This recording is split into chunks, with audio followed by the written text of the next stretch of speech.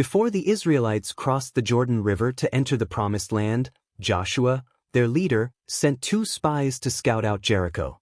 "Go, look over the land," Joshua instructed, "especially Jericho." The spies entered the city and stayed at the house of Rahab, a prostitute who lived on the city wall. News of their arrival reached the king of Jericho, who sent a message to Rahab. "Bring out the men who have come to you, for they have come to spy out the whole land." But Rahab, fearing the God of Israel, hid the men on her roof under stalks of flax. She told the king's messengers, "Yes, the men came to me, but I didn't know where they had come from. At dusk, when it was time to close the city gate, they left. I don't know which way they went. Go quickly after them." After the king's men left in pursuit, Rahab spoke to the spies. "I know that the Lord has given you this land," she confessed. "A great fear has fallen on us because of you. We have heard how the Lord dried up the Red Sea for you and how he defeated your enemies. Your God is God in heaven above and on earth below." Rahab pleaded, "Now then, swear to me by the Lord that you will show kindness to my family because I have shown kindness to you. Spare my father, mother, brothers, sisters, and all who belong to them." The spies agreed, "Our lives for your lives. But tie this scarlet cord in your window, and bring your family into your house when we attack. If anyone leaves, their blood is on their own heads. But if anyone in your house is harmed, we will be responsible." Rahab lowered the spies down the city wall with a rope, and they escaped to the hills.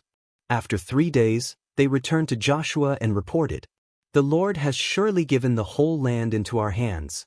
All the people are melting in fear because of us." Encouraged by the spies' report, Joshua led the Israelites across the Jordan River. God performed another miracle, parting the river as the priests carrying the Ark of the Covenant stepped into the waters. The people crossed on dry ground, just as their ancestors had crossed the Red Sea. Once the Israelites camped near Jericho, Joshua encountered a man with a drawn sword. "Are you for us or for our enemies?" Joshua asked. "Neither," the man replied. "As commander of the army of the Lord, I have now come." Joshua fell face down in worship. The commander gave Joshua detailed instructions from God on how to conquer Jericho. "March around the city once a day for 6 days with all the armed men. Have 7 priests carry trumpets of ram's horns in front of the Ark of the Covenant. On the 7th day, march around the city 7 times.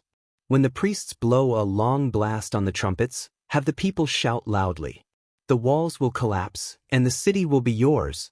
With God's unconventional instructions in mind, Joshua gathered the Israelites before Jericho's towering walls. He relayed the plan. "We will march around the city once each day for 6 days. The priests will carry the Ark of the Covenant, and 7 priests will blow their trumpets. On the 7th day, we will march 7 times, and at the sound of a long blast, you will all shout. The walls will fall, for the Lord has given us this city."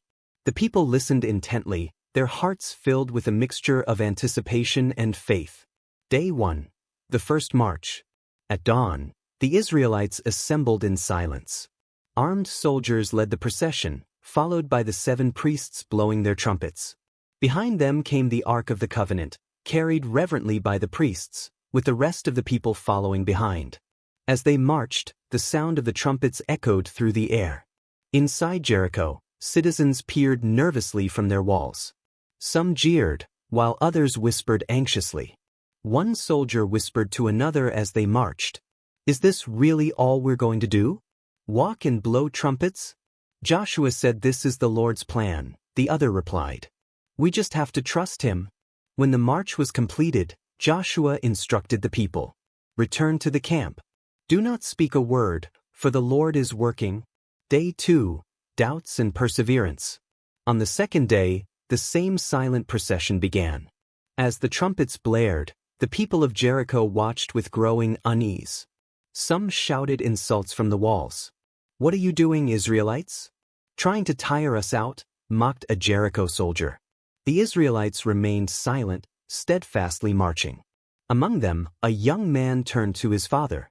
"Father, do you think this will work? The walls are so strong." His father replied, "Remember the Red Sea, my son.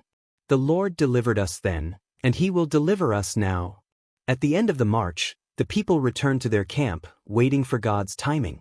Day 3. The enemy's taunts. By the third day, the people of Jericho began mocking openly. Look at them. Marching around like that will bring the walls down? Pathetic. Inside the Israelite ranks, some grew restless. Why doesn't God just strike the city now? One murmured. Joshua overheard and reassured them. Do not doubt. The Lord has given us this city. His ways are higher than ours. Keep marching and trust Him. The people nodded, silencing their doubts as they completed their march and returned to camp. Day 4. The growing fear. On the fourth day, something shifted. Inside Jericho, the mocking grew quieter.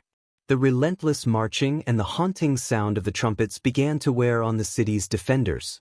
Why aren't they attacking? One Jericho soldier muttered. I don't know, another replied. But this is no ordinary army. Their God fights for them. Outside the walls, Joshua spoke to the people that evening. Do not grow weary. The Lord is with us.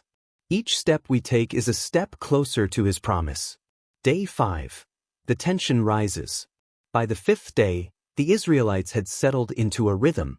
The priests blew their trumpets, the soldiers marched, and the people followed silently. Inside Jericho, the mood had turned grim. The people of Jericho began to barricade their homes, fearing an unseen disaster. One Jericho citizen cried out from the wall, Your God can't help you. These walls are too strong. But the Israelites gave no reply, their silence a testimony to their faith. Day 6. The final routine. On the sixth day, the Israelites rose early, their resolve unshaken. As they marched, the priests' trumpets seemed louder, more triumphant. Joshua walked alongside the ark, praying silently. A young woman in the ranks whispered to her neighbor, Do you feel it? It's as if something powerful is about to happen. Yes, her neighbor replied. The Lord is preparing us. That night, Joshua addressed the people. Tomorrow is the day the Lord will give us victory. Prepare your hearts and trust in His power. Day 7. The final march. On the seventh day, the Israelites rose before dawn. This time, they marched around Jericho 7 times. By the seventh lap, the air was thick with anticipation. The priests blew their trumpets continuously, the sound reverberating through the city. Joshua raised his hand and shouted, Shout! For the Lord has given you the city. The Israelites let out a deafening cry. Their voices echoed like thunder, shaking the ground. Suddenly, the massive walls of Jericho crumbled, collapsing into rubble before their eyes. The people surged forward, overtaking the city, just as God had promised. The victory was not by their strength but by their faith and obedience to the Lord. Amid the chaos, Joshua ordered the spies, Go to Rahab's house and bring her and her family out. The spies found Rahab's house marked with the scarlet cord, just as they had instructed. They rescued her and her family, sparing them from destruction. Joshua declared Jericho and its spoils devoted to the Lord. The city was burned, but all valuables, gold, silver, bronze, and iron, were placed in the Lord's treasury. Joshua warned, Cursed before the Lord is the man who rebuilds Jericho. At the cost of his firstborn, he will lay its foundations. At the cost of his youngest, he will set up its gates. Rahab and her family were spared and became part of the Israelite community because of her faith. The fall of Jericho demonstrated God's power and the importance of obedience to His commands. Through faith, God delivered the promised land into the hands of His people, fulfilling His covenant. This story remains a testament to God's faithfulness and the triumph of faith over fear. Enjoyed this story? Like and subscribe for more.